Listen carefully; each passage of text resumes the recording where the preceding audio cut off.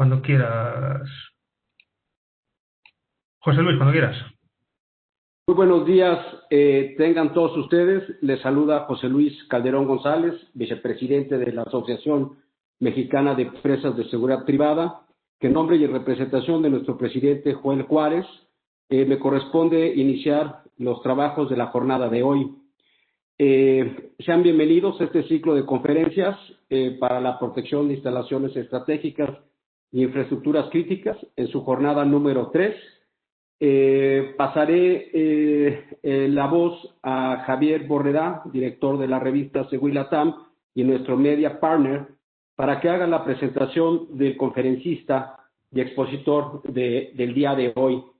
Les agradezco mucho a todos su presencia y les recuerdo que el éxito no se busca, el éxito se trabaja. Bienvenidos a esta jornada. Gracias, Javier. Muchas gracias, José Luis.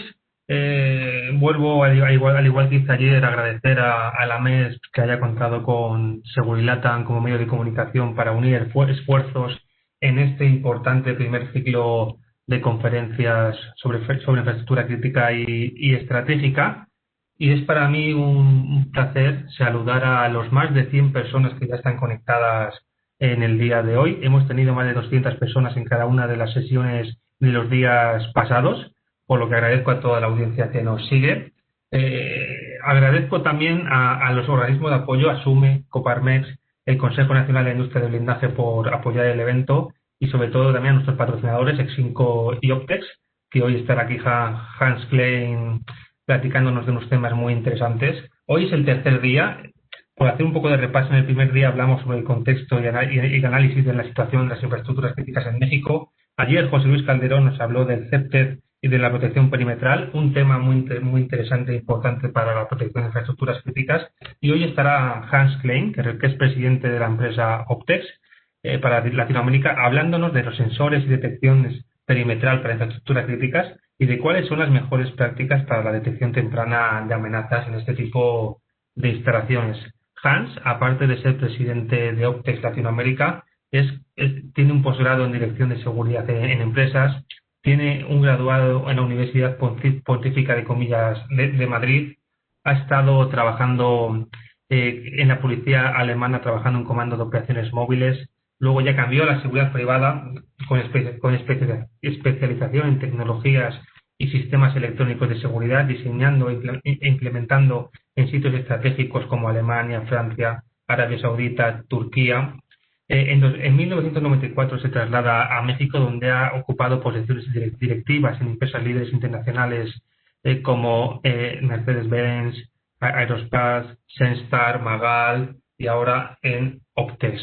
Desde 2014 es presidente de Optex, que es un grupo japonés, líder mundial en el diseño y desarrollo y fabricación de sistemas de sensores de detección de instrucción y cuenta con un portfolio muy amplio en tecnologías de detección. Hans, cuando quieras, tienes una trayectoria muy amplia. Perdona si me he saltado algún apartado, pero bueno, tienes una horita para que cuentes de primera mano qué sensores y detecciones perimetral existen para infraestructuras críticas. Así que Hans, cuando quieras, yo te doy los privilegios de presentador y tienes la audiencia para ti.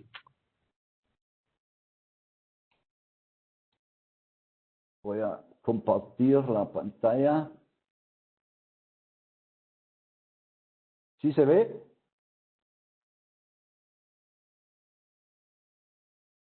Sí se ve, amplíala Sí se y ve. ya es todo tuyo.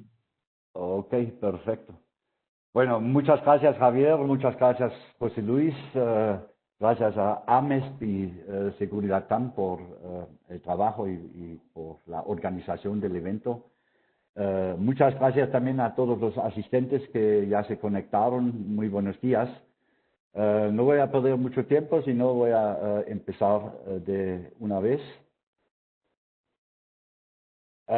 Quisiera poner mi charla en un contexto o en un prefacio, digamos, al respecto de la importancia de la detección temprana de cualquier tipo de riesgo de cualquier naturaleza. Tenemos lamentablemente muchos ejemplos actuales donde la detección es realmente crucial para que podamos combatir el riesgo de la naturaleza de cual sea.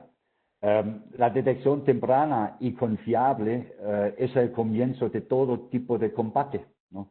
Porque desencadena una serie de acciones y actividades claves para mitigar los riesgos y para permitir una respuesta correcta y oportuna. Si podemos decir, y creo que todos estamos de acuerdo, porque todos somos del ramo de seguridad, no sabemos las consecuencias, ¿no? Si la detección temprana de una amenaza falla, todo lo demás también está destinado a fallar o se pone muchísimo más complicado. En ese sentido, es fundamental que todos comprendamos que el detector de intrusión confiable y la tonificación confiable 724 es parte medular del concepto integral de seguridad, de lo que hablaba ayer también el amigo José Luis. Demora, barrera física, luego detección, evaluación y al final la respuesta. Pero antes quisiera explicar lo que va a ser el temario en las próximas apenas 2 horas, digamos. Quisiera dedicar tiempo a explicar soluciones para detectar en azoteas, fachadas, patios. También otro tema son aplicaciones para perímetros con cerco o con enrejado. La detección temprana de amenazas en áreas grandes o en perímetros extensos es un tema muy interesante hoy en día. Y si nos da chance, el tiempo va a ser corto, si me da tiempo todavía voy a hablar de túneles, detección de túneles y detección de drones. Si no llegamos, porque si no queremos abusar su tiempo, la presentación tengo entendido que todos lo van a recibir. Ahí desde luego son los temas completos, si no nos alcanzaría el tiempo para estos 2 últimos temas, que es lo más probable, honestamente. También quiero anticipar, aquí tienen mi correo electrónico, mi número de teléfono, eso también es WhatsApp. Desde luego me pueden contactar con cualquier inquietud o pregunta. También puede ser que a lo mejor algunas preguntas no pueden ser contestadas hoy en ese tiempo. Entonces, con muchísimo gusto estamos para servirles.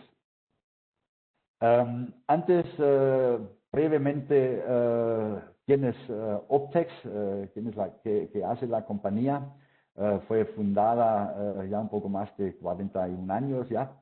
Es una empresa pública en la bolsa de Japón, en Tokio, y somos alrededor de 2.000 empleados. Con eso somos probablemente la empresa más grande en el mundo que se dedica a ese tema de desarrollo y de investigación en sensores. Aquí un mapa del grupo Optex. Hay bastante empresas y organizaciones en nuestro grupo. Lo que es más que nada para nosotros relevante aquí en México es nuestro headquarter en Los Ángeles, ¿no? Es responsable para todo Américas. Y nosotros aquí desde México tenemos gente de ventas y de soporte técnico, igual como en Miami para Andina y Caribe. Brasil tenemos personal y también en el Cono Sur.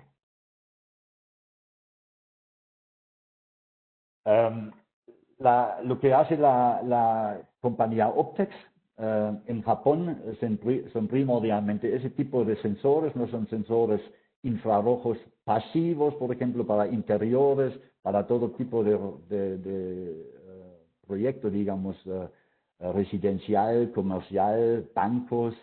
Igualmente los sensores pasivos infrarrojos, tenemos una muy amplia gama de esos sensores de muy alta calidad también para exteriores, que es una diferencia muy grande trabajar o detectar en exteriores o en interiores. También Optex es muy famoso, digamos, por las investigaciones y los desarrollos que hacen con la tecnología láser. Tenemos una serie de láseres que se usan para detectar intrusión.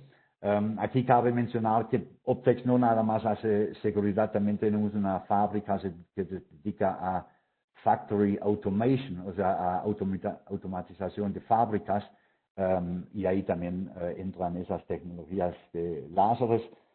Tenemos una muy amplia gama de fotoeléctricos, o sea, infrarrojos activos, ¿no?, que necesitan un transmisor y un receptor. También los tenemos cableados o inalámbricos, incluso torres que pueden tener 2 metros o más, donde se colocan esos sensores infrarrojos activos, con tal efecto que no se puede ver dónde están, digamos, los rayos.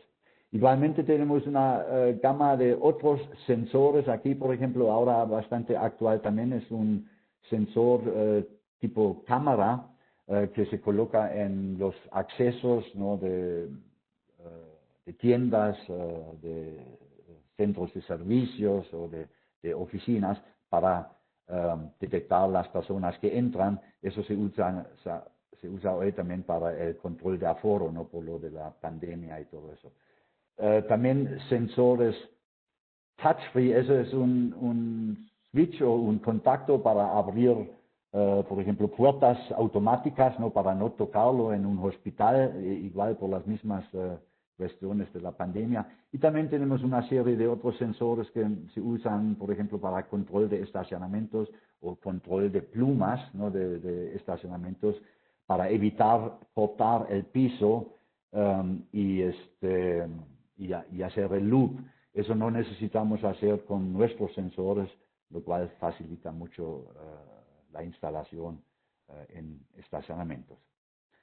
Seguimos con la empresa FibreSensis, que también es una empresa importante dentro de nuestro grupo. FibreSensis se dedica a sensores que primordialmente tienen que ver con cables sensores, ¿no? La mayoría de las tecnologías que hace son en base de cables de fibra óptica. Aquí podemos ver una familia Fiber Defender. Tenemos otros sistemas de fibra óptica, se llama EcoPoint. Esos son sistemas, por ejemplo, donde se puede proteger infraestructuras largas ante excavaciones, como por ejemplo oleoductos pueden ser.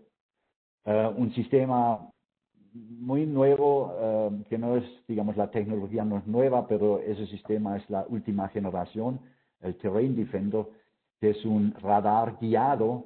Se hace en forma de un cable, de 2 cables subterráneos que generan un campo electromagnético, invisible, volumétrico, que responde o que detecta una cierta masa conductiva similar a la de un ser humano, por ejemplo, lo cual hace que ese sistema es sumamente confiable, ¿no?, para ciertas aplicaciones. También ofrecemos radares. Empiezan con aproximadamente desde 100 metros hasta 1,5 kilómetros, hasta 2 kilómetros si queremos detectar vehículos. Y también tenemos una serie de microondas. Otra empresa importante en nuestro grupo Optex es Raytec, también 100% sucursal, digamos, de Optex. Es una fábrica en Inglaterra que se dedica a investigar, desarrollar y fabricar iluminadores LED de muy alto rendimiento que se utilizan para fortalecer o para mejorar los resultados de cámaras, ¿no?, para vídeo o para CCTV. Ahí hay versiones con luz blanca, ¿no?, luz infrarroja. Luego tenemos iluminadores con híbrido, ¿no?, digamos, tiene luz discreta infrarroja, y en el momento cuando hay una alarma puede cambiar a luz intensa, luz blanca o flasheando. Por ejemplo, hay iluminadores que pueden ser alimentados por PoE, ¿no? Son web-based normalmente, así se puede accesar vía web y programar lo que queremos que hagan los iluminadores en caso de una alarma, por ejemplo, en una zona particular del perímetro. Tenemos soluciones para ver a través de parabrisas, un tema muy importante en todo control de acceso, ¿no? Que no podemos ver muchas veces los que están adentro del carro cuando se acercan al control de acceso. Entonces, con iluminadores con una sensibilidad espectral de 730 nanómetros, se puede mejor ver a través de parabrisas. Y así hay una serie de soluciones donde la iluminación en general mejora muchísimo los resultados. Igual hay un punto muy importante que tal vez poca gente lo sabe, pero si una imagen está muy mal iluminada, el peso, o sea, digamos, en el tráfico de las imágenes, en la transmisión de las imágenes, es mucho más grande, ¿no? O sea, si una imagen está mal iluminado, puede arrojar unos hasta arriba de 10 megas. Entonces, eso obviamente consume mucho ancho de banda y también ocupa almacenamiento de imágenes, lo cual es muy costoso, ¿no? Entonces, con una buena iluminación, digamos, la imagen no llega a tener más que 1 mega normalmente, ¿no? Entonces son temas, lamentablemente no es parte hoy, pero es también muy interesante y podemos ofrecer muy buenas soluciones. En fin, aquí un resumen, ¿no? Nosotros nos empeñamos realmente de ofrecer soluciones de detección en cualquier situación, para cualquier área, ¿no? O sea interior, sea en las fachadas, sea entre edificaciones y perímetro, sea en la misma línea perimetral o en los exteriores y hasta detección de drones podemos ofrecer. Entonces, el tema de hoy o las aplicaciones de hoy que quisiera analizar más a fondo con ustedes e incluso ofrecer tal vez las mejores prácticas, ¿no? Para proteger esas situaciones son estos, ¿no? Primero azotea, fachadas, los patios, desde luego la misma línea perimetral o el cerco perimetral, los exteriores y si hay tiempo todavía, túneles y drones. Eso es lo que está programado y lo que contiene la presentación. Entonces empezamos con azoteas, fachadas, patios. Suena tal vez bastante sencillo, ¿no? Proteger azoteas, pero no es así. Ahí tenemos normalmente aves, hasta otros animales. Yo, por ejemplo, tengo un tlacuache en el techo muchas veces, en la azotea. Entonces, se requiere una buena calidad de un sensor confiable para proteger azoteas. La tecnología láser es una tecnología idónea porque con un solo láser se puede cubrir áreas muy grandes. Igual la fachada misma es no es tan sencillo, ¿no? Debe ser un campo de detección muy angosto, muy fino y obviamente muy confiable. Igual patio, para proteger los patios ante objetos que se pueden aventar hacia adentro, ¿no? Si fuera, por ejemplo, un centro penitenciario, igual para detectar cosas que se avientan de adentro hacia afuera, detectar drones, ¿no? Por ejemplo, para ver hacia adentro de las ventanas, por ejemplo. Reitero, la tecnología láser nos ofrece una muy alta precisión. De hecho, láser supera regularmente en la capacidad a muchas otras tecnologías que se usan. El láser se puede programar por tamaño, por dirección, por velocidad o distancia del blanco. Utiliza una tecnología que se llama time of flight, o sea, tiempo de vuelo, con una sumamente alta precisión en nuestro ámbito de seguridad, digamos, de menos de 1 centímetro podemos detectar blancos si lo programamos así, ¿no?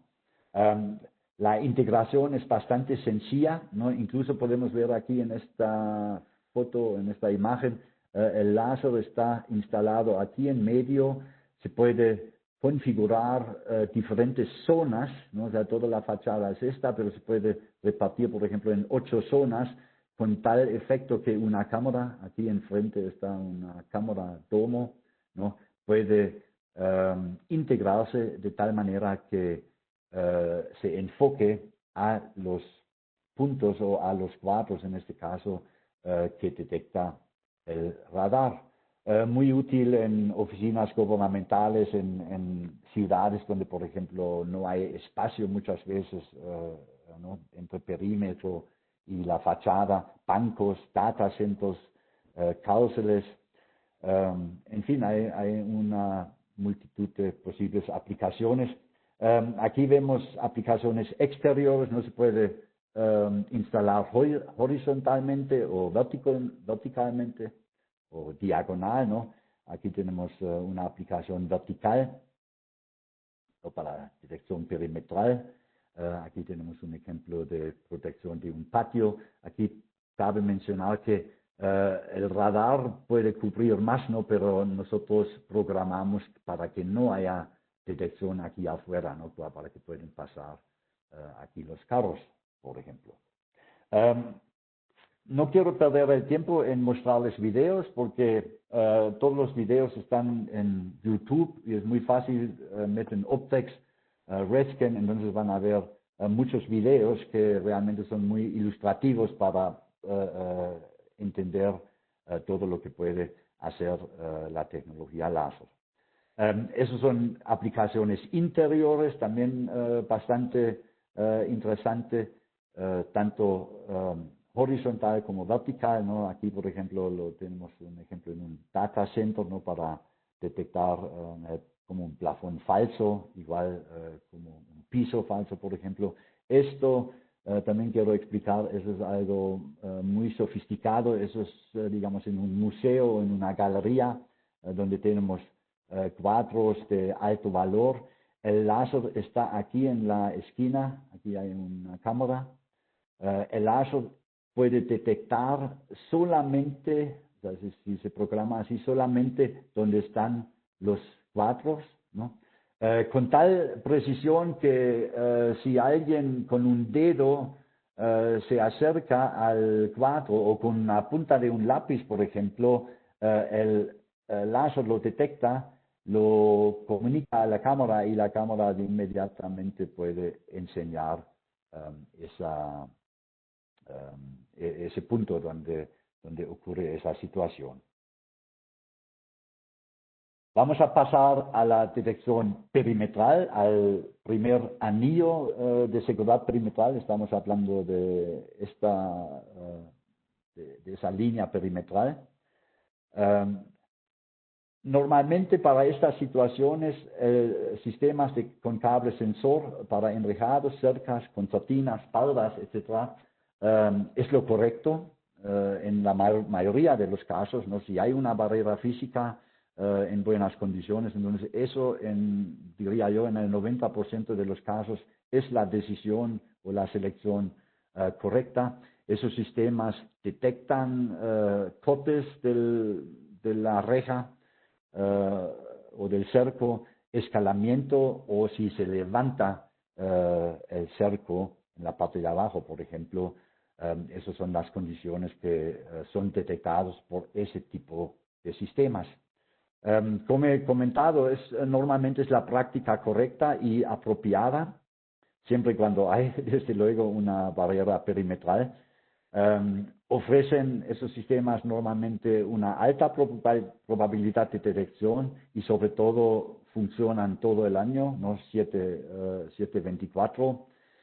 Esos sistemas típicamente son difíciles de evadir, ¿no? O sea, si hablamos de la vulnerabilidad de estos sistemas, es mucho mejor que, por ejemplo, un infrarrojo activo, ¿no? Por ejemplo, que se puede pasar por arriba o por abajo, ¿no? Aquí para vencer o para evadir una reja un cerco con un sistema, con un cable sensor perimetral. Necesitamos ir tal vez por abajo, ¿no? Con una pala, ¿no? O sea, tenemos que hacer una excavación o hacer tal vez construir como un puente, ¿no? Para no tocar la malla. Eso son, claro, nada es invencible, pero si se necesita tiempo, si se necesita herramientas como pala o escaleras, etcétera, etcétera.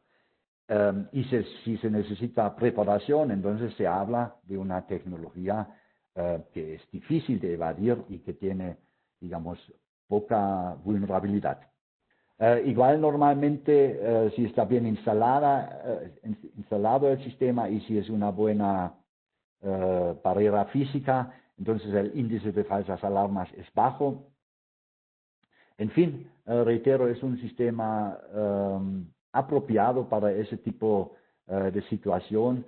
Normalmente ofrece poco mantenimiento, ¿no? Como he dicho, son diseñados para trabajar en exteriores en todos los climas y también por eso tienen una excelente relación normalmente costo-beneficio, ¿no? Estamos hablando que esos sistemas duran fácil normalmente 5 o más de 10 años, lo cual no logramos típicamente con otros sistemas. Yo conozco pocos sitios donde hay cámaras que tienen 10, 12, 15 años, ¿no? Como sí lo veo con sistemas de nosotros, por ejemplo.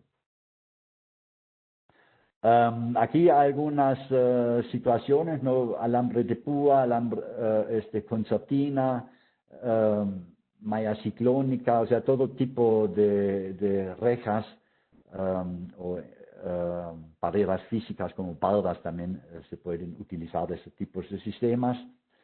Aquí ya vemos diferentes plataformas, ¿no? Aquí tenemos un enrejado bastante bueno, aquí concertina. Todos son situaciones donde se pueden aplicar esos cables sensores.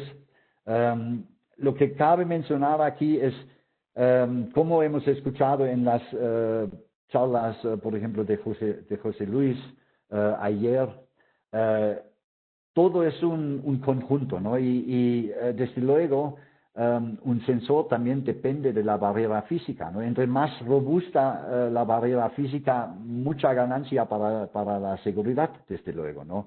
La probabilidad de detección, por ejemplo, el índice de falsas alarmas y la vulnerabilidad del sensor dependen en gran medida de la barrera física, ¿no? Una barrera como esta es mejor como esta, ¿no? Se ve bien, pero aquí tampoco, lo que no está bien también está la vegetación, por ejemplo, atrás, o sea, no hay visibilidad. En fin, para el sensor no es problema, pero para ustedes es importante saber que un mejor enrejado también da mejores resultados para el sensor y sobre todo mejores resultados para la seguridad en general. Aquí podemos ver, ¿no? Incluso se puede meter el cable sensor en una reja así, ¿no? Para detectar si se viola esa protección mecánica, ¿no? Aquí vemos un ejemplo de una bóveda, ¿no? Para proteger la penetración del muro, ¿no? Eso sería, por ejemplo, en un piso, ¿no? Son muy flexibles esos tipos de sistemas. Y cómo funciona, digamos, en el conjunto de todos los otros dispositivos de seguridad que están utilizados en proyectos de esa naturaleza. Normalmente no tenemos una barrera física disuasiva, ¿no? Que ofrece buena demora, lo que platicamos anteriormente. El sensor de intrusión, ¿no? El cable sensor sobre la barrera física se reparte normalmente en zonas, ¿no? De acuerdo al sitio. Esas zonas pueden tener desde, digamos, 5 metros hasta, dependiendo qué tipo de sistemas, pero varios cientos de metros, ¿no? Lo que se hace normalmente es que la longitud de la zona debería ir en función de lo que ve la cámara de evaluación, ¿no? Entonces, Si tengo aquí una zona de 100 metros, tengo que cuidar que la cámara de evaluación esté realmente viendo todos los 100 metros, ¿no? Entonces, con esta, digamos, con esa lógica se diseña ese tipo de sistemas. Tenemos una estación de control, ¿no? Donde está el procesador del sistema y donde llegan las imágenes de las cámaras, y tenemos una respuesta operativa en el sitio. Si hay una intrusión, entonces automáticamente se ve, las cámaras enseñan el escenario y se informa la fuerza de respuesta y vienen. Eso es más o menos en breve cómo funciona la integración de los sensores perimetrales con los otros dispositivos que se usan en el perímetro. Ahora bien, hablamos hasta ahora genéricamente de los sistemas de sensores para mallas, rejas, enrejados y cercos. Pero hay mucha diferencia hay diferentes tecnologías, digamos, para proteger estas situaciones, ¿no? Las mayores diferencias o los puntos más importantes que ustedes tienen que saber si tienen que ver con proyectos de esa naturaleza es que hay sistemas con cable sensor que utilizan un cable sensor de fibra óptica y hay sistemas que utilizan cable sensor de cobre. Los llaman luego, por ejemplo, microfónicos, a lo mejor lo han escuchado, o de vibración, ¿no? Eso normalmente son sensores o cables que utilizan cobre, ¿no? Coaxial o algún tipo de eso. Luego también hay otra distinción muy importante, sumamente importante. Hay procesadores, o sea, sistemas que utilizan procesadores de alarma que se tienen que instalar a lo largo del perímetro. La mayoría de los sistemas en México, por ejemplo, en los centros penitenciarios, son de esa naturaleza, ¿no? Los procesadores están instalados a lo largo del perímetro. Hay otras arquitecturas donde el procesador de alarma está adentro de la estación de control o adentro de la caseta de vigilancia, por ejemplo, donde no hay nada de electrónica afuera en el perímetro. Entonces, ahí ya se dan cuenta que de pronto son criterios muy importantes que tenemos que tener en mente para seleccionar la tecnología que se utiliza en la barrera perimetral, ¿no? Un primer criterio parecido puede ser, por ejemplo, el tamaño del perímetro, ¿no? Si tengo un perímetro de 5, 6, 7, 10 kilómetros o más, probablemente no me conviene un sistema que utiliza sensor de cobre, o sea, cable de cobre. ¿Por qué? Porque debido a que es cobre hay limitantes en la distancia. Eso quiere decir todo sistema de cobre, o sea, todo sistema que utiliza cable sensor de cobre necesita puntos de alimentación a lo largo del perímetro. Y eso sucede normalmente cada 400 metros o máximo 600 metros, donde estos sistemas con cable de cobre necesitan un procesador, la electrónica, afuera en el perímetro, lo cual lo hace mucho más susceptible a descargas eléctricas, rayos, vulnerabilidad, sabotaje, etc., ¿no? Entonces, hay que tener esas cosas en cuenta cuando seleccionan la tecnología para su proyecto. Lo que mencionaba, ¿no? Si estamos teniendo un sitio o un proyecto donde hay, digamos, muchas tormentas eléctricas fuertes, ¿no? Hay diferencias entre las regiones. Entonces, eso no es bueno para sistemas de cobre. O sea, que los sistemas que utilizan cobre, puede caer un rayo. Lo he visto desde, digamos, en los últimos 40 años que estoy haciendo eso. He visto muchos sitios donde toda la electrónica afuera en el perímetro se muere porque cae una descarga eléctrica, un rayo en la malla, y la malla que es metálica lo propaga por todo el perímetro. Entonces se imaginan el desastre y el costo, ¿no? Que si eso pasa cada año una vez, es imposible manejarlo así. Entonces hay que tener en cuenta dónde están trabajando, si hay tormentas eléctricas o un índice alto de tormentas eléctricas, es fibra óptica normalmente lo que debe ser la selección. Otro punto importante es qué tan fácil es el acceso para mantenimiento. Estamos hablando, quiero recordar que estamos hablando de sitios estratégicos. No puedo yo mandar técnicos a un sitio estratégico cuando me gusta o cuando hay algún problema, ¿no? Hay mucho esfuerzo, se tiene que pedir acceso, normalmente se necesita acompañamiento, ¿no? O sea, el técnico no puede andar, o los técnicos no pueden andar solos en una infraestructura crítica, en un penal, por ejemplo, ¿no? Entonces, entre menos cosas electrónicas tengo en el perímetro, normalmente tengo menos mantenimiento, ¿no? Por lo menos menos mantenimiento ahí afuera en el perímetro, lo cual es complicado. Reitero, hacer mantenimiento en un centro penitenciario en el perímetro, necesitas como 2 o 3 horas para llegar al perímetro por todas las esclusas y control de acceso y autorizaciones, permisos, etcétera.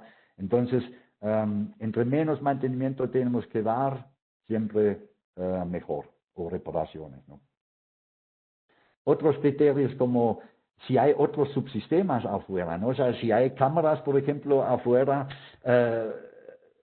con la misma infraestructura del cable sensor de fibra óptica, podría llevar las señales de las cámaras perimetrales hacia la estación de control, ¿no? Entonces, ahí también son cuestiones de ingeniería a detalle, donde nosotros con mucho gusto, obviamente, ayudamos para buscar la mejor forma de instalación, ¿no? Y para ahorrar posiblemente costos de instalación. Todo lo que es instalado o sea, infraestructura en exteriores, en perímetros, son normalmente costos elevados, ¿no? Otro criterio muy importante, si estamos hablando en una refinería o gasera o, en fin, en un sitio, una infraestructura que tiene riesgos de explosión, por ejemplo, ¿no? Entonces necesitamos normalmente una arquitectura intrínsecamente segura. Lo que quiere decir es que no debe haber electrónica, entre menos electrónica y puntos de voltaje haya en el perímetro, mucho mejor, ¿no? Porque donde haya voltaje puede haber chispas y eso es un riesgo para esos ambientes, ¿no? En una refinería, por ejemplo. Entonces, la selección, desde luego, es fibra óptica y procesador adentro de la estación de control, de tal manera que no haya nada de electricidad aquí afuera. En general, un criterio, ¿no? Si estamos cerca del mar, condiciones corrosivas, condiciones extremas en general, normalmente la fibra óptica es la mejor selección, la mejor opción. Aquí brevemente la diferencia entre lo que es lo que mencionaba, ¿no? Las arquitecturas donde se necesitan colocar los procesadores, la electrónica a lo largo del perímetro. Aquí tenemos un ejemplo con 6 zonas, ¿no? Cada procesador de estos maneja 2 zonas.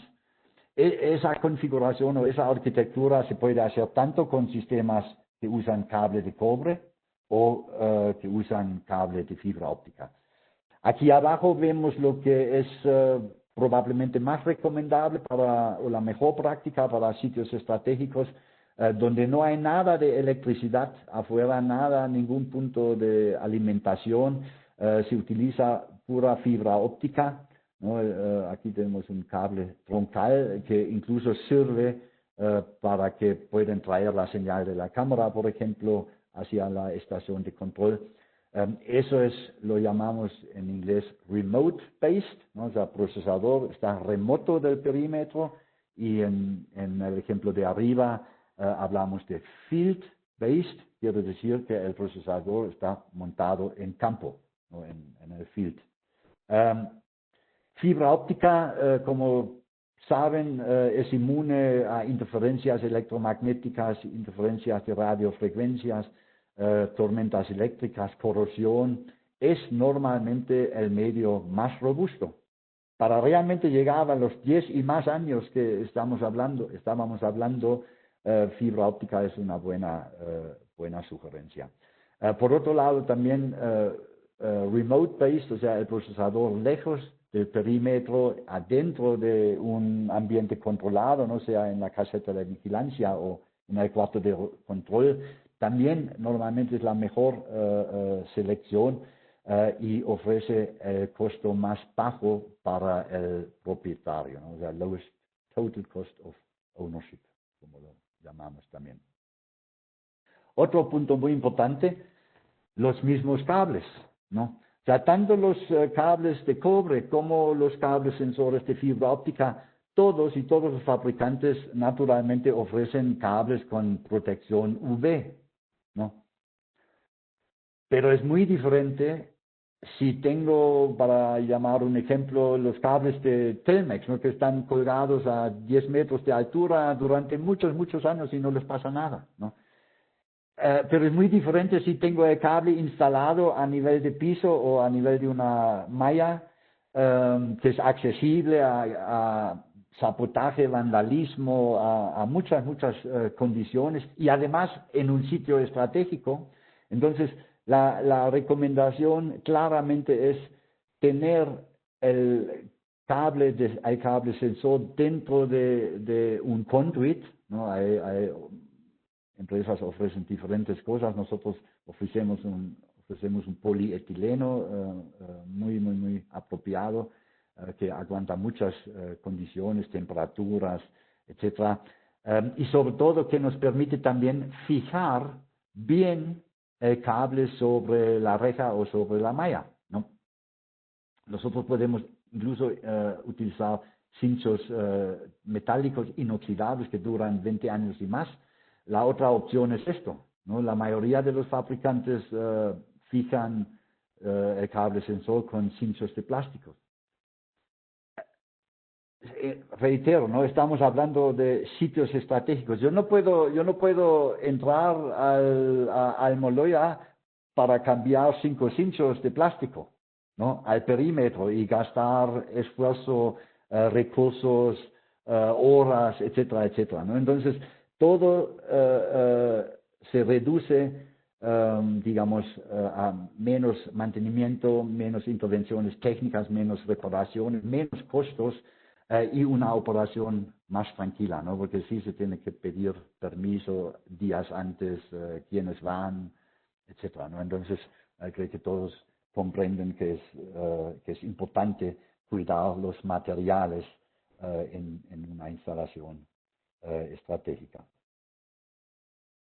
Ahora, el tercer tema ya sería para protección perimetral para sitios de alta o máxima seguridad, donde tenemos una doble reja, ¿no?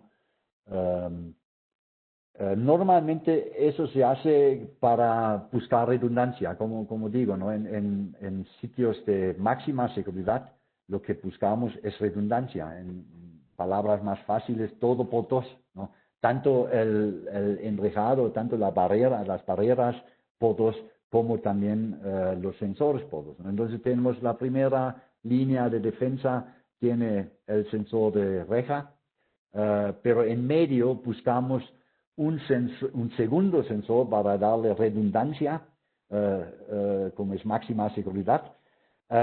Ahí se recomienda normalmente, o incluso los usuarios, como digamos las autoridades de centros penitenciarios o autoridades de plantas nucleares, por ejemplo, ¿no?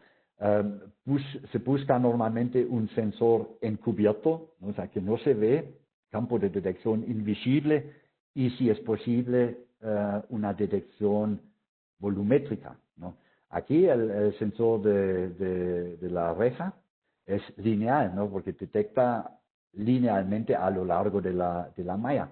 lo que buscamos aquí en medio preferiblemente es volumétrico. Aquí tenemos diferentes opciones, no pueden ser microondas. La ventaja de la microonda es que es un campo volumétrico invisible. Lo que sí se ve son las antenas, ¿no? O sea, los mismos dispositivos que están en el perímetro, ¿no? Hay una forma más elegante todavía, que aquí la opción 2 es el cable sensor, el radar guiado, ¿no? Que he mencionado inicialmente de la plática, con el campo electromagnético. No es visible, no se ve nada realmente, y el intruso o el fugitivo, digamos, si es un centro penitenciario, no tiene ni idea ni chance de saber dónde puede estar el campo de detección. Por eso es una tecnología de muy alta seguridad, ¿no? O que se aplica en situaciones de muy alta seguridad, ¿no? Otra opción podrían ser torres infrarrojos, ¿no? Lo que he mencionado, ¿no? Es una torre. Adentro de la torre están montados los infrarrojos activos, ¿no? Que hacen un enlace entre receptor y transmisor.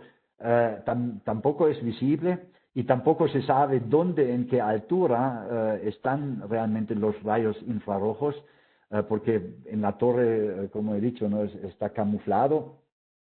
Pero sí se ven las torres y se puede, o sea, alguna persona preparada sabe que, bueno, también es lineal, ¿no? O sea, entre receptor y transmisor es una línea. Si estoy a un lado no me va a detectar, si estoy del otro lado tampoco. Tengo que realmente cruzar, ¿no? Sin embargo, es una solución factible, ¿no? Como sensor de redundancia, ¿no? Pensando en esta situación. Y probablemente es la solución más económica.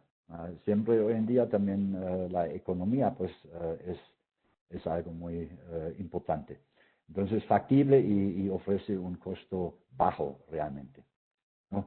Una cuarta opción podrían ser los láseres, como también han visto ejemplo antes, ¿no?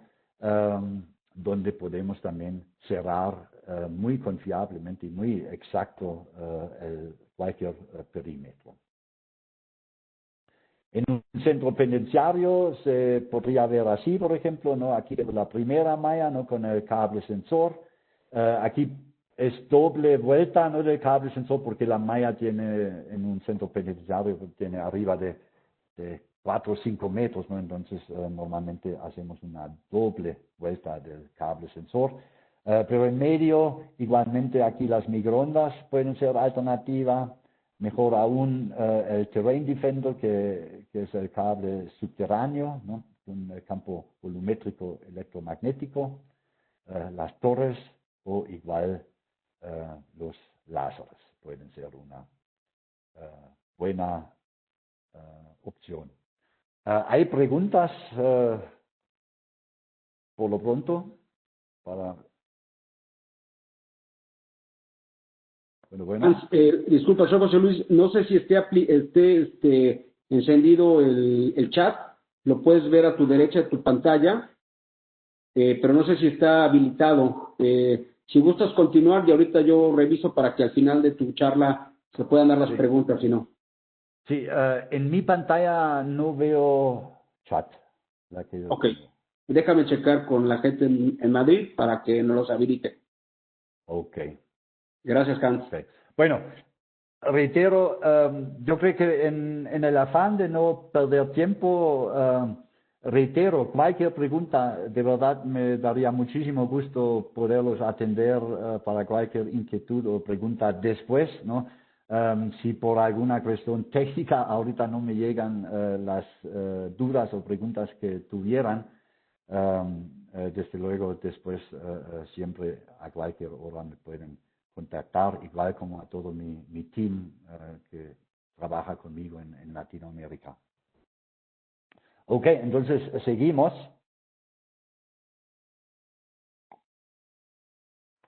Ahora un tema bastante interesante.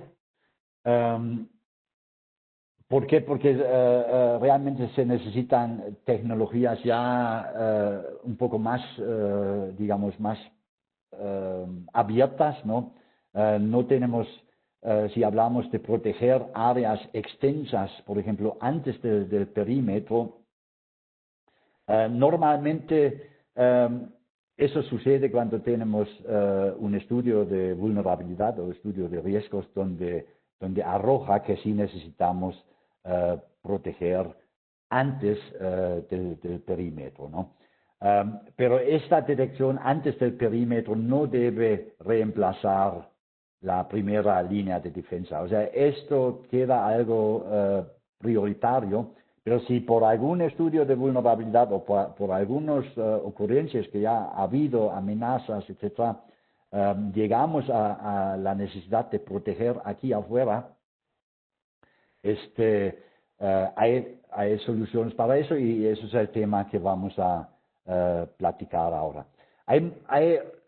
Veo, de hecho, recibimos más y más solicitudes porque hay sitios donde no hay esa situación perimetral definida, ¿no? Donde no tenemos a lo mejor un perímetro claramente definido como lo hemos visto en los ejemplos anteriores, ¿no? Aquí, por ejemplo, un campamento militar o del orden de las fuerzas públicas, ¿no? No hay una barrera física, ¿no? Porque es algo temporal, por ejemplo, ¿no? Luego hay minas, tenemos últimamente bastantes solicitudes en minería de Chile, Perú, por todos lados, porque tienen problemas de seguridad y tienen áreas muy grandes de cubrir donde no en todas partes hay una barrera perimetral, ¿no? Estos, digamos, parques eólicos, no hay perímetro como tal, son áreas sumamente grandes, ¿no? Aeropuertos, incluso en penales, ¿no? En penales ya también recibimos solicitudes de detectar afuera del perímetro realmente del penal, ¿no? Y hay razones para eso.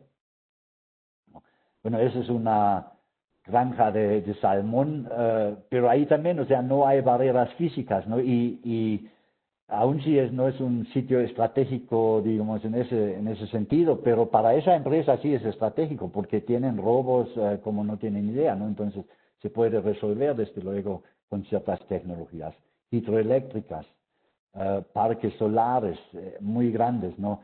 Situaciones offshore, ¿no? O sea, plataformas en el mar, no hay barrera física, ¿no? Como tal.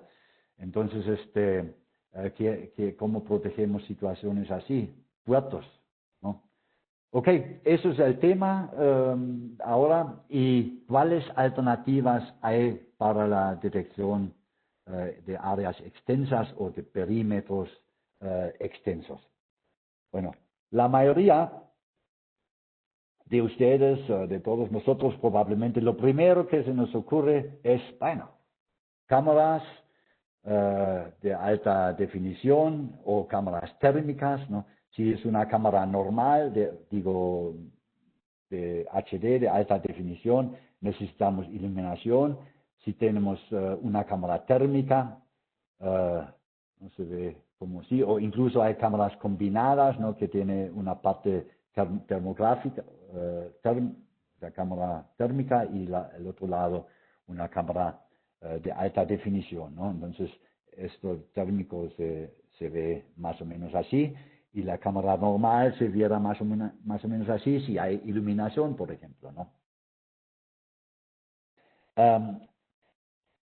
Sabemos, claro, el diseño, si utilizo cámaras, ¿no? Pues los primeros metros no voy a tener detección porque la cámara no toca piso, o sea, la visibilidad no va al piso, sino va lejos. Si quiero ver lejos, voy a utilizar un lente con un ángulo angosto, ¿no? Para ver más lejos. Eso hace más grande esa parte negra donde no tendríamos detección. Pero todo eso son cuestiones de video, de cámaras, que incluso mañana con nuestro amigo Fernando Hurtado vamos a tener una plática al respecto. Y yo no voy a hablar mucho de cámaras, más que nada lo que a mí me importa es esto, VMD, ¿no? O sea, Video Motion Detection, lo que quiere decir detección de movimiento por video, ¿no? Es una forma de video analítico, ¿no? que se utiliza más como palabra hoy en día. O sea, quiere decir con cualquier cámara puedo agregar video analítico embebido a veces o por inyectarlo, o sea, hay varias, o por software, hay varias formas para que mediante la misma cámara yo puedo detectar en la perspectiva de la cámara. Entonces, mi tema es la detección, mi tema es hablar de Video Motion Detection o de detección de movimiento por video. ¿Qué es realmente la detección de movimiento por video? Encontré esa foto que me ayuda muchísimo para explicarlo. Muchos de ustedes, o probablemente la mayoría, conocen. Aquí es un juego de siglos anteriores, mucho antes de los smartphones, obviamente. Pero lo que hacíamos con este juego es dibujamos figuritas sencillas en cada página y de una página a la otra cambia levemente la posición de esta botella, en este caso, o de la figura, ¿no? Hasta después, digamos, la botella está tirada, ¿no? Entonces, esto lo que vemos aquí es muy similar como funciona la señal de video, ¿no? O sea, la señal de video también es una imagen tras otra, creo que son alrededor de 25 imágenes por segundo, ¿no? Y si hay un cambio entre una imagen y la que sigue, entonces el sistema, el video analítico, en teoría puede decir que hay un cambio alto, alarma, ¿no? Porque cambió algo en la imagen. Pero bueno, eso hay que ver mucho más exacto, ¿no? ¿Por qué? O sea, la cámara o el video analítico ni siquiera sabe que es una botella y no sabe distinguir entre una botella parada y una botella tirada, ¿no? ¿Cómo funciona eso? Bueno, esto funciona en base de píxeles. Es decir, como ustedes saben, la imagen de una cámara está formado por muchos píxeles, ¿no? Y aquí ya no se ve bien la botella, pero si hay una alteración de los píxeles cuando se cae la botella, ¿no? Aquí, por ejemplo, estos píxeles estarían cambiando, ¿no? Si en el momento cuando cae la botella, ¿no? Es decir, si hay suficiente, digamos, contraste en los colores incluso, el video analítico puede decir que, hubo movimiento en estos píxeles aquí, ¿no? Y eso causa la condición de una alarma, ¿no? Espero que ha sido claro hasta ahora. Vamos a ver ahora esta cosa con los píxeles en esa imagen del puerto, ¿no? Una imagen, digamos, de una cámara de 1 megapíxel tendría aquí 1 millón de píxeles, ¿no? Una cámara de 2 megapíxeles tiene 2 millones de píxeles, ¿no? Y así va. Y claro, se puede cotejar digamos, los movimientos dentro de esos píxeles, pero sí se necesitan alterar o se necesitan cambiar varios píxeles. No es nada más si cambia un píxel, no necesitamos realmente varios píxeles para que esto funcione, ¿no? Cada fábrica de cámaras, ellos normalmente deben saber cuántos píxeles necesitan, pero no es tan fácil, ¿no? Porque depende de lo que ve la cámara, depende de la iluminación, depende de distancia, depende de muchísimas cosas, ¿no? Entonces, el punto más importante que ustedes tienen que comprender cuando hablamos de videoanalíticos, y me importa mucho porque hoy todo queremos resolver con videoanalíticos. Si es una resolución o no, no importa. por eso me importa mucho que comprendan eso bien, ¿no? Entonces, lógicamente, si tenemos la persona frente de la cámara, pues se mueven mucho más píxeles, o sea, alteran mucho más píxeles cuando esa persona se mueve. Pero cuando vemos aquí atrás, por ejemplo, la persona que está lejos de la cámara, bueno, en mi cámara, que es muy chafa porque nada más tengo como 300 o 400 píxeles más o menos, ¿no? Esta persona podría caminar prácticamente 50 metros y no sale de su píxel, ¿no? Entonces, obviamente es una exageración, pero la realidad es así y me sirve ese ejemplo para que ustedes puedan comprender que es complicado detectar confiablemente a la distancia con una cámara, ¿no? ¿Por qué? Porque ahora, por ejemplo, es noche. Aquí enfrente todavía se ve la persona que está cerca de la cámara, pero atrás ya no, ¿no? Entonces atrás ya no va a detectar. O sea, esa persona aquí ya no va a detectar si no hay suficiente iluminación, ¿no? Por ejemplo. Ahora lo vamos a ver en un ejemplo práctico. Ahora, en un ejemplo práctico, es una planta solar, ¿no? Tenemos aproximadamente 5.400 metros de perímetro total, ¿no? 900 acá y 1.800 los lados, ¿no? Esto he visto varias veces, por eso lo pongo aquí, ¿no? O sea, tal cual el diseño, lo he visto. Lo hacen empresas constructoras bueno, gente que ganan las licitaciones y lo ponen así porque pues esa es su idea, ¿no? Entonces, ponen sus cámaras, en ese caso son 18 cámaras, tiene VMD, ¿no? De Video Motion Detection, HD, es decir, alta definición, y está diseñado para que podamos cubrir más o menos 300 metros a lo largo, alrededor del perímetro. Por lo que comentábamos hace rato, ¿no? Los primeros metros de la cámara no se ve, porque depende del lente, no sé si es un lente tele, ¿no? Entonces angosto, queremos ver más lejos. También depende de la altura de la cámara, la altura del poste, ¿no? En fin, los primeros metros, 20 metros, 30 metros, no detectamos dependiendo del objetivo, del lente y de la distancia, ¿no? Esto está bien, ¿no? De día, si tenemos condiciones normales, bonita vista, incluso, ¿no? Visibilidad perfecta, ¿no? Funciona bien a los 300 metros y tal vez tenemos una detección satisfactoria a las 11 de la mañana porque todo está muy bien, ¿no?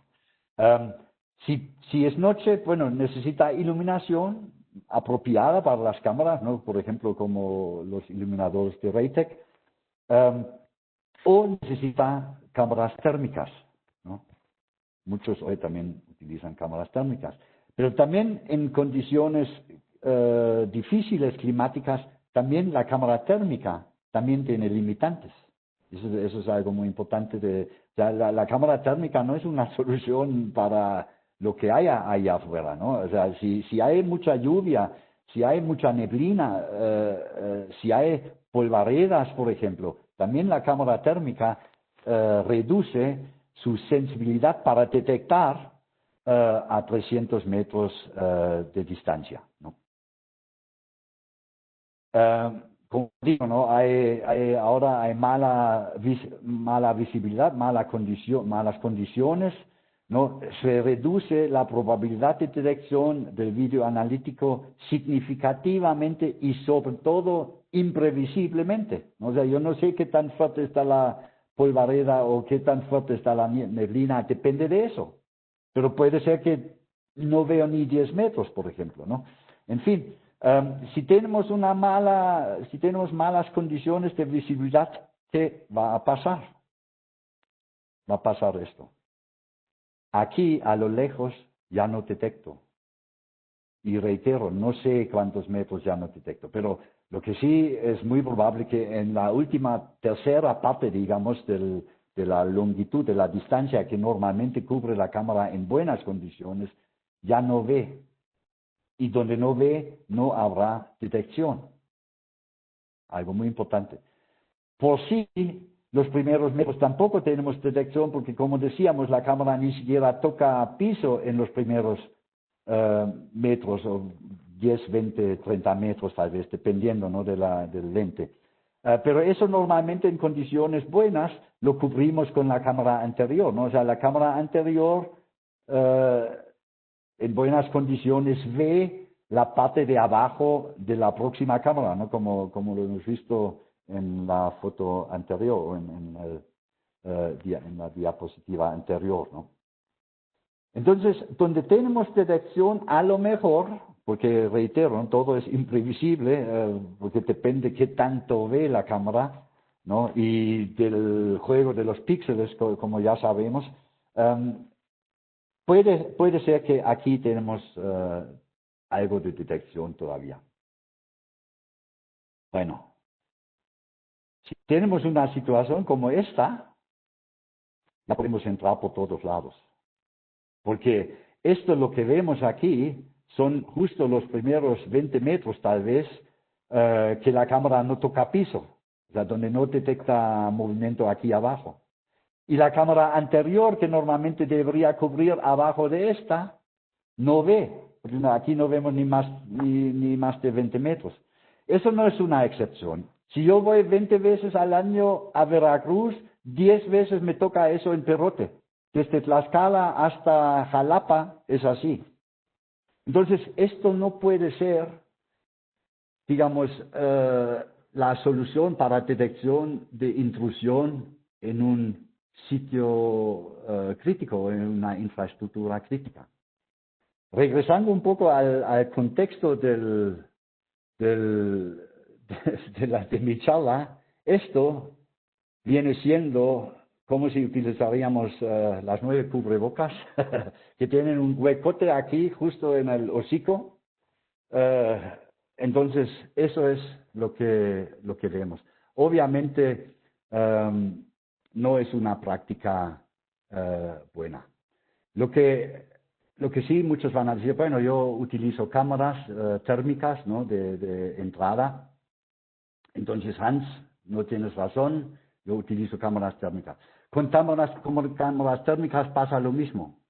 No tan extremo como con una cámara HD o de alta definición, pero igual, o sea, con una neblina, como lo hemos visto en la foto anterior, la cámara térmica tampoco va a la distancia especificada, ¿no?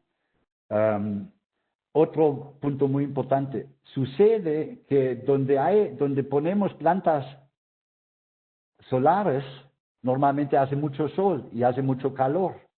Lo que sucede cuando hace calor con una cámara térmica es esto. Aquí podemos ver el piso, prácticamente, el piso todavía es caluroso y tiene prácticamente la misma temperatura como la persona. Si todo tiene la misma temperatura, si todo tiene por ahí 38 grados, probablemente se vea algo así. Y nuevamente tenemos la misma situación. Los píxeles no agarran la onda, no van a detectar a lejos, o sea, a la distancia que originalmente era especificado. Un punto muy importante.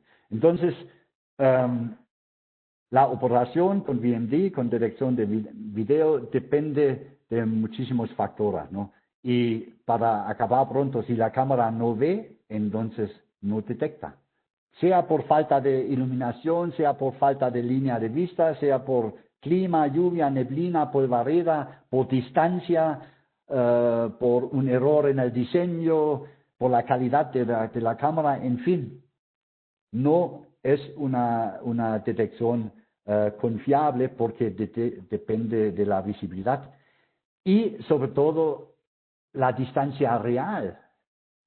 O sea, si tenemos, digamos, mala visibilidad, nadie puede saber hasta dónde todavía detecta, ¿no? Entonces, no es aceptable para nada, ¿no? Entonces, yo yo soy fan de cámaras, ¿no? Honestamente, cada vez cuando veo en la tele que ya otra vez agarramos a alguien porque pasó en la ciudad por una cámara y ladrón, violador, lo que sea, yo grito hurra, porque me gustan cámaras, pero para lo que son y para detectar no son, sobre todo no en sitios estratégicos, ¿no? VMD es una tecnología, además, o sea, Video Motion Detection, es evidentemente la tecnología con el índice más alto de falsas alarmas y, peor todavía, con el índice más alto de no detección, ¿no? Entonces, la conclusión es VMD, o sea, Video Motion Detection, videoanalíticos para detectar intrusión, es recomendable como complemento en conjunto con un sensor físico que sí está diseñado y funciona 7/24 y los 365 días del año. Tengo aquí algunos ejemplos, ¿no?, de lo que mencionaba. Nosotros internamente lo llamamos double knock, o sea, como tocar dos veces. Quiere decir que el sensor físico, que puede ser desde un PIR, o sea, un infrarrojo pasivo, infrarrojo activo, láser, cualquier sensor que está diseñado para detectar intrusión, en conjunto con la cámara y con el Video Motion Detection, eso sí nos da grandes ventajas. Eso sí nos da una detección muy confiable. Y para comprobarlo, tengo aquí varios ejemplos. Aquí lo que vemos es, bueno, un lugar más pequeño, no tan grande como lo hemos visto en los ejemplos anteriores, pero lo que no funciona en distancias cortas, menos funciona a lo largo, ¿no? Entonces, aquí lo que tenemos es, queremos proteger este lugar, aquí, este área en amarillo. Aquí tenemos una cámara, de hecho aquí es esto, aquí arriba, y aquí tenemos un sensor, ese es este aquí abajo, ¿no? Entonces, cámara que tiene integrado VMD y un sensor infrarrojo pasivo. Yo creo que ambas cosas no cuestan más, juntos no cuestan más que $1,000. Aquí vemos el área de detección de la cámara, ¿no? Donde quieren detectar es prácticamente en este lugar, en el estacionamiento, que es cerca de la fachada de la oficina o de este lugar. Esto es el área de interés donde detecta el sensor, el infrarrojo, ¿no? Las dos tecnologías juntas nos deben dar una mayor certidumbre si es una alarma real o no, ¿no? Entonces vamos a ver algunas fotos ahora. El primer ejemplo es, si reconocen, digamos, el lugar, es el mismo lugar, ¿no? Aquí que hemos visto en la foto anterior. En la calle de ahí enfrente pasa un carro. La luz del carro va hacia el área de detección, el área de interés donde nosotros queremos detectar. Bueno, la cámara dio alarma, una falsa alarma, obviamente. ¿Por qué? Porque lo que ya sabemos, los píxeles obviamente vieron mucha alteración en esa área, por eso alarma, ¿no? El infrarrojo correctamente no dio alarma y en conjunto obtenemos un resultado correcto. Otro ejemplo. Aquí bueno, dice insectos. A mí no me consta si son insectos, si es un insecto, a lo mejor es una gota de agua, ¿no? Porque veo que también llovió. Nuevamente, el Video Motion, la detección de movimiento por video, dio alarma falsa. El infrarrojo, que cuesta menos que $200, no dio alarma. Aquí tenemos una situación de nubes y sombra. También aquí podemos ver que cambian obviamente los píxeles, lo que ve la cámara, por eso dio alarma, ¿no?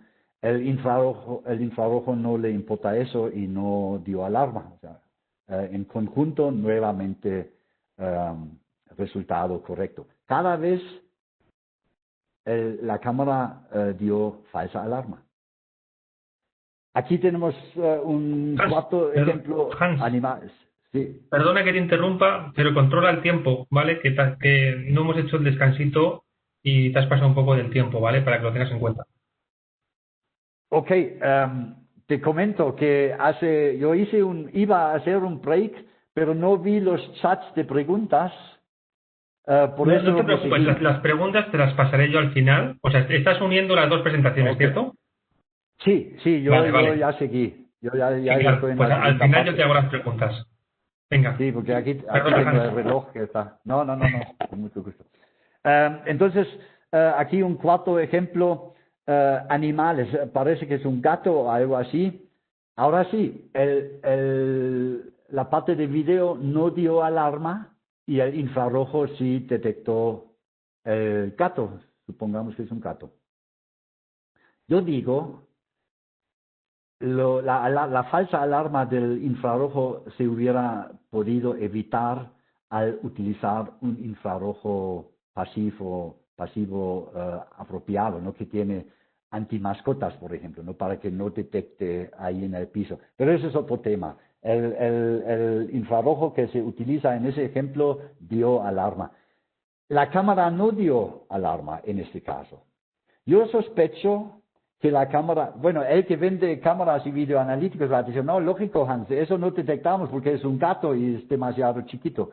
Yo sospecho, en realidad, y no lo podemos comprobar lamentablemente, pero yo digo, la cámara no lo vio por oscuridad y por en la noche todos los gatos son pardos, ¿no? Como dicen.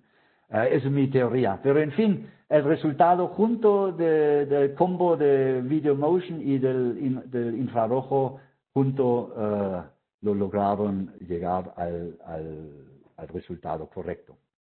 Aquí nuevamente una situación de sol y sombra, ¿no? Aquí cruza un camión, lo cual de pronto cambia la sombra aquí en el piso, lo cual obviamente los píxeles del video motion lo reconocen como alarma, ¿no? A pesar que no es una alarma o una alarma no deseada, digamos, y el infrarrojo no dio alarma.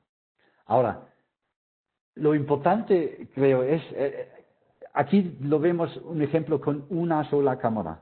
Puede haber gente que dice, no, pues qué bueno que a veces dispara para que no se duerme el operador. Pero hablando en serio, eso no sería aceptable el resultado, si no estaría el PIR de $200 aquí en ese sistema. Si tenemos 100 cámaras, esos son en 24 horas cientos de alarmas falsas. Si tenemos 1000 cámaras, miles en un día de alarmas falsas. Y eso en un C4 o en una estación de monitoreo. Necesito primero comprar un edificio más grande porque necesito meter más gente, más monitores, más equipos, más infraestructura, más almacenamiento, más costos.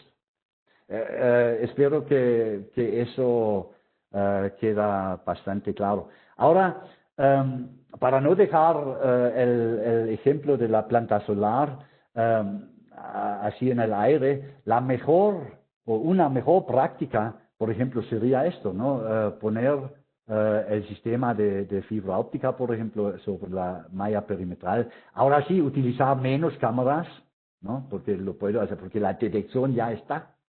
En el ejemplo anterior con las 18 cámaras, necesitan 18 cámaras porque si no, mucho menos van a detectar, ¿no? Pero si tenemos ya arreglada bien el perímetro con un sensor diseñado para eso, entonces tenemos detección, alta probabilidad de detección 7/24 y todos los días. Y entonces puedo hacer menos cámaras, ¿no? Por ejemplo, ¿no? Ahora, hay otras alternativas como podemos proteger esos tipos de situaciones, ¿no? Donde no tenemos perímetros o donde tenemos áreas sumamente grandes o en el mar, en plataformas, ¿no? Por ejemplo. ¿no? ¿Cuáles otras alternativas hay? Bueno, está la tecnología de radares. Radares usan ondas electromagnéticas de alta velocidad. De hecho, detectan y miden, por eso es la palabra, ¿no? Radio Detection and Ranging. O sea, detecta y mide dónde está, digamos, el objeto. Lo que aplica, lo conocen, lo han escuchado seguramente, es por efecto Doppler, es decir, energía electromagnética se transmite, va reflectada con un objeto, ¿no?, que encuentra en su camino y regresa. Algo similar como hemos visto con los láseres, pero aquí no es un rayo láser, aquí es una energía electromagnética, ¿no? Un radar, la gran diferencia entre cámaras, o sea, comparamos ahora las ideas anteriores, ¿no?, hemos visto con las cámaras, y ahora con el radar. La diferencia es que el radar puede cubrir muchísimo más terreno o muchísimo más superficie. También el radar detecta confiablemente. La cámara no, eso ya hemos pasado, ¿no? Depende de los píxeles, si se alteran, si no hay contraste, si hay oscuridad, si está lejos, la cámara no detecta, ¿no? Entonces, el radar sí detecta bajo cualquier circunstancia, ¿no? No se ven afectados por neblina, lluvia, iluminación, calor, etcétera, ¿no?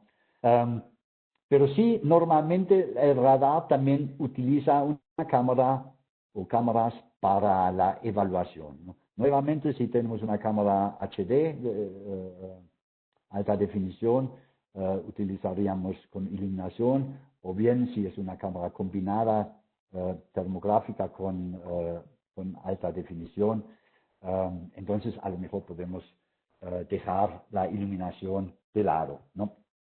Entonces, eso es otra alternativa, y quisiera hacer un caso en estudio junto con ustedes. Lamentablemente en las cuestiones virtuales no están juntos, ¿no? De hecho, yo no veo ni siquiera quiénes son ustedes, pero quisiera hacer este caso en estudio junto con ustedes. Tenemos un sitio estratégico. Aquí tenemos la línea perimetral, digamos aproximadamente 1.200 metros. Ya ha habido, se han visto embarcaciones, llegaron con lanchas.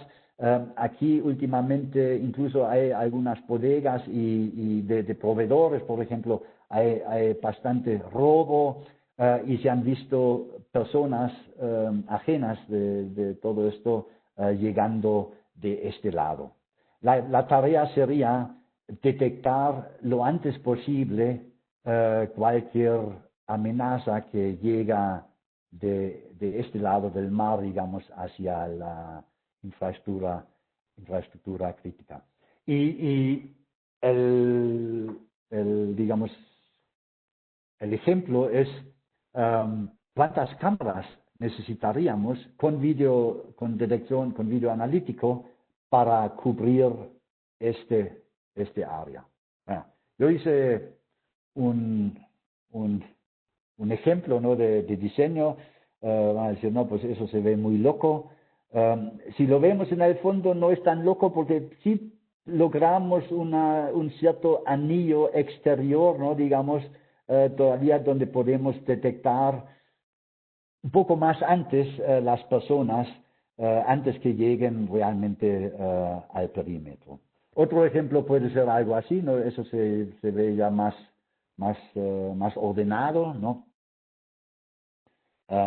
Son ejemplos, y reitero, mi tema no es tanto las cámaras. Lo que sí quiero decir aquí es que para proteger algo así, o para resolver algo así, en el sentido de la tarea, ¿no?, que de detectar lo antes posible gente que llega del mar o de esas partes ajenas del perímetro, ¿cuántas cámaras necesitamos? Porque se trata de costo, ¿no? Se trata de costo, y se trata de detección confiable, ¿no? Entonces, no lo logré, lo hice varios intentos y no lo logré con menos de 8 cámaras. Y con 8 cámaras yo creo que ya estamos subrepresentados para la amenaza que queremos. O sea, lo normal probablemente sería como 9, 10 cámaras para poder cubrir esto. Ahora bien, esto vemos ahora cómo sería si aplicamos radares. Esto podemos resolver con 2 radares, uno va para allá, otro para acá, y con una cámara, porque la cámara ahora sí gira a donde dice el radar, donde detecta el radar. Y el radar detecta confiablemente en un área muchísimo más grande que cualquier cámara, ¿no? Aquí tenemos un ejemplo, no sé si ustedes lo pueden ver por chiquito. Es un ejemplo de un radar de 1000 metros y también una cámara térmica. La cámara térmica ya no ve nada, o sea, el radar sí lo detecta confiablemente, pero la cámara térmica no puede ver esto, una persona a 1000 metros, por lo menos no con esta cámara térmica. En fin, me parece que es una solución muy atractiva y mucho mejor que solo con cámaras y probablemente hasta más económico. Hay muchos diferentes tipos de radares con diferentes coberturas, desde muy pequeños, ¿no?, hasta el más grande. Este detectaría hasta 2 kilómetros vehículos, por ejemplo, personas hasta 1400 metros. Entonces, resumiendo, con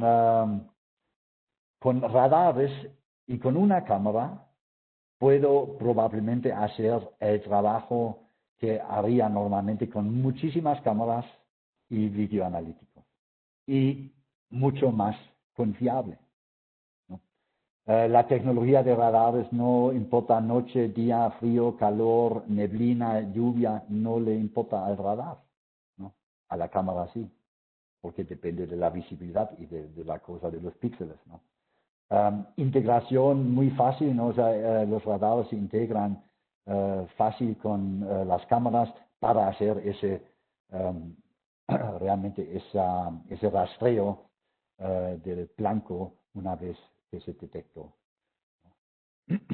Aquí también, nuevamente, también la planta solar se podría probablemente resolver con 4 radares. Y ahora sí, tener detección las 24 horas, los 365 días del año y 3 veces menos cámaras.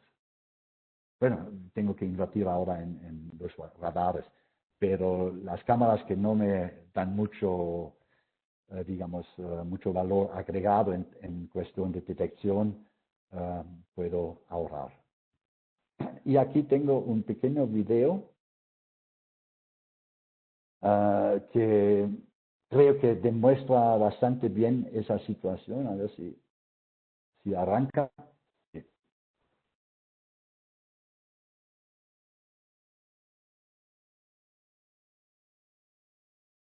Lo que vemos aquí es un escenario, es un opuesto, ¿no? Viene un intruso o una persona, un caminante de este lugar.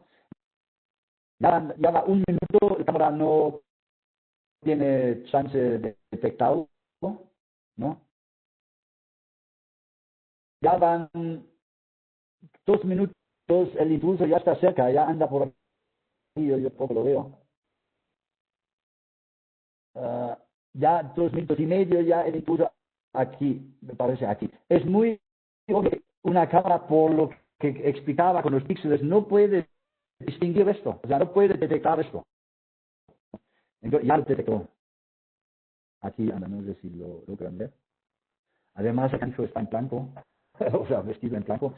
Ahora, lo que viene ahora es lo mismo, con la misma cámara, pero con un radar. El radar ya lo detectó de inmediato. Y ahora sí la cámara pudo enfocar y ya lo ve. O sea, el radar lo detecta de inmediato, ¿no? En el en ese evento. Entonces, es bastante diferente, ¿no? O sea, luego, después de 9 segundos se detectó a 350 metros en este caso, mientras se tenía que acercar hasta 62 metros hasta que lo detectamos, ¿no? Entonces, con un radar se puede cubrir mucho más superficie que con una cámara. Si se integra el radar con una cámara, se ahorran cámaras para la protección de áreas amplias. La probabilidad de detección es mucho más alta y confiable con los radares que con las cámaras. ¿Por qué? Porque las cámaras o el vídeo analítico depende de las variaciones de los píxeles y la distancia es mucho menor.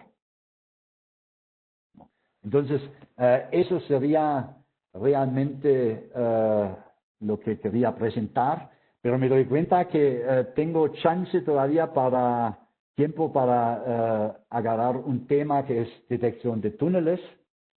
Pero ahora sí, a lo mejor, Javier, si hay preguntas a este tema que podemos meter rápido, porque sí, estamos bien de tiempo. Sí, Hans, ha llegado alguna preguntita que yo, con tu permiso, te voy a hacer. Tenemos 7 preguntas. La primera que nos han mandado es: ¿qué altura puede tener una fachada para detectar y protegerla con un láser? Ok. Tenemos diferentes modelos de láser, pero con el láser grande, si lo montas a una altura de 15 metros, ya ves que el láser tiene como es un escaneo, es, digamos, redondo, es como una media luna, ¿no? Entonces, si lo montamos en una altura de 15 metros, podemos cubrir una fachada, bueno, de 15 metros de altura y aproximadamente 80 metros de ancho.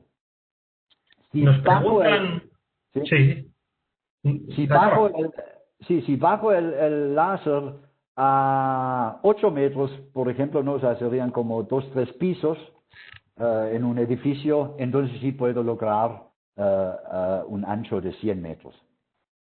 Muy bien. Nos preguntan otro oyente de que si en Optex tenéis algo para proteger instalaciones críticas frente a la amenaza con drones.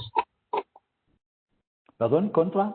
Nos preguntan que si en Optex tenéis algún tipo de producto o solución para proteger instalaciones críticas frente a la amenaza con drones. De drones. Sí, precisamente los radares.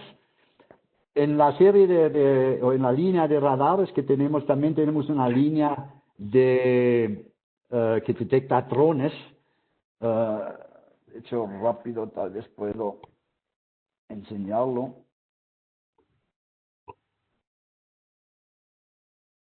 Aquí, por ejemplo, ¿no? Hay drones, esos son radares giratorios, no los llamamos 3D, que pueden generar un cono de detección, o sí, una forma de detección de ese tipo, y detectan, localizan y rastrean y visualizan, digamos, dentro en la computadora, en la pantalla, dónde está el dron. O también hay radares de drones que son compactos, o sea, que no son giratorios, sino son paneles, ¿no? Como lo vemos aquí. Y también hay una serie, o sea, hay varias opciones para eso. Nos preguntan, otro de nuestros espectadores, de que si Optex tiene presencia en Guadalajara y México en general para la instalación de photobins. Bueno, nosotros trabajamos vía distribuidores. Bueno, tenemos personal en México, ¿no? Tanto de soporte técnico y de ventas. Y yo también vivo en México. Pero la venta, digamos, la comercialización es a través tenemos distribuidores en México que son capacitados en eso, pero también tenemos integradores, socios integradores que son capacitados y certificados con nuestros equipos. En Guadalajara en el momento no sé, pero estoy seguro que tenemos a alguien en Guadalajara. De todas formas, Hans, vuelve a poner a diapositiva con tu contacto, porque están surgiendo preguntas sobre qué podéis hacer desde Optex para que lo puedan anotar, tu correo electrónico y tu celular, y te puedan consultar lo que estime adecuado. Nos siguen preguntando, Hans, de cuál es el rango máximo de detección perimetral que se puede cubrir con cable de sensor de cobre. Ok. Bueno, para explicar eso bien, voy a regresar también bueno, no me deja ahorita. Porque me deja salir de la...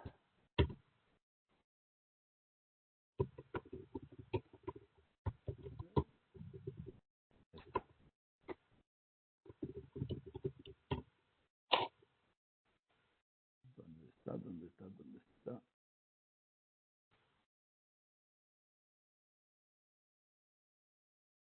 Aquí. No sé si lo ven. La pantalla, ¿sí se ve la pantalla? ¿Se ve? Ok. En esta parte de arriba, eso sería la arquitectura típica de un sistema de cobre, ¿no? Los procesadores tienen que estar montados en el perímetro, en el caso de cobre no hay de otra, y pueden cubrir, hay sistemas que pueden cubrir por una zona hasta 300 metros, ¿no? Entre 200 y 300 metros. Eso sería lo máximo. Es decir, si consideramos ambos lados con un sistema microfónico de cobre, lo máximo serían 300 de cada lado, o sea, 600 en total. Ahora sí, yo puedo, obviamente, como aquí, esto es un perímetro con 6 zonas, eso pueden ser 1800 metros de perímetro, ¿no? O sea, cada zona máximo 300 con 3 procesadores, entonces llegamos a cubrir hasta máximo 1800 metros con un sistema de cobre. Con un sistema de fibra óptica no hay esos límites, ni en la longitud de zona, ni en la longitud total del perímetro, ¿no? Y ya para finalizar, Hans, aunque ya ayer José Luis Calderón habló sobre el tema de protección perimetral y la dificultad cuando hay maleza y vegetación descontrolada, nos preguntan que desde tu punto de vista, ¿qué consideraciones deben tener en cuanto a protección perimetral cuando el caso de la fauna, de la flora, es complicado y salvaje? Sí, fauna, flora, son los enemigos número uno, digamos, que probablemente que tenemos, aparte de los intrusos. O sea, es mucho tiene que ver con sentido común, digamos, ¿no? Una tecnología que detecta una masa conductiva, por ejemplo, como hemos visto, el cable subterráneo, es totalmente inmune a vegetación, ¿no? O sea, porque vegetación no es una masa conductiva. O sea, puede estar abajo de un arbusto y el arbusto se puede mover y hacer y no pasa nada. Igual ese sistema, como he mencionado, que detecta una cierta masa conductiva, ¿no? O sea, arriba de 35 kilogramos más o menos. Entonces, animales pequeños, los que normalmente causan problemas, tampoco lo ve ese sensor. Otra tecnología que es muy idóneo, ¿no?, para evitar ese tipo de falsas alarmas es el láser, ¿no?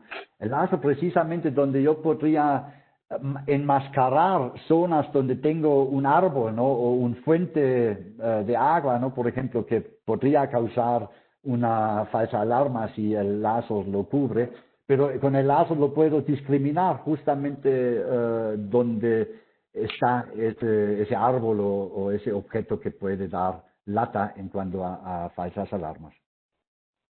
Pues Hans, no hay más preguntas. Te agradezco mucho que hayas cumplido el horario previsto religiosamente como buen alemán. Y muchas gracias por las conferencias que nos has dado. Al público le ha gustado mucho, han llegado muchos comentarios y preguntas, como has podido ver.